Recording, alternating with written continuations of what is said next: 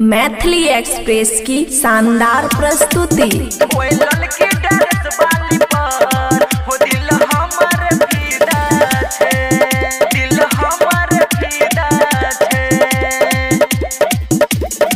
गजब ओकर समाइल हमारा दिल में समाइल, पागल भेल हम छिए ओकर रूपवा देखाइल, ओकर रूपवा देखाइल। गजब ओकर समाइल हमारा दिल में समाइल, पागल भेल हम छिए ओकर रूपवा देखाइल। वो दिल रात भर जागल छे ओए ललकी ड्रेस वाली पर, वो दिल हमर पागल छे ओए ललकी ड्रेस वाली पर, वो दिल हमर फिदा छे। ओए ललकी ड्रेस वाली पर, वो दिल हमर फिदा छे,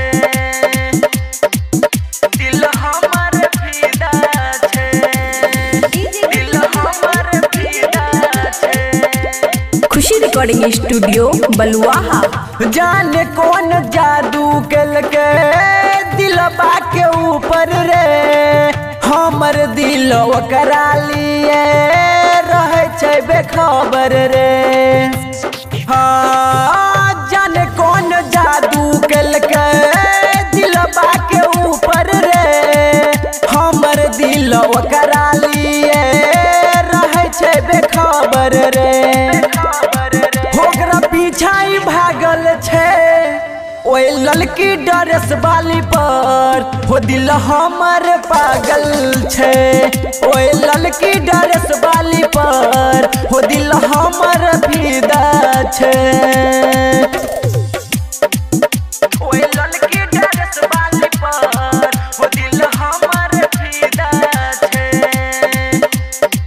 दिल हमर फिदा छे, दिल हमर फिदा छे।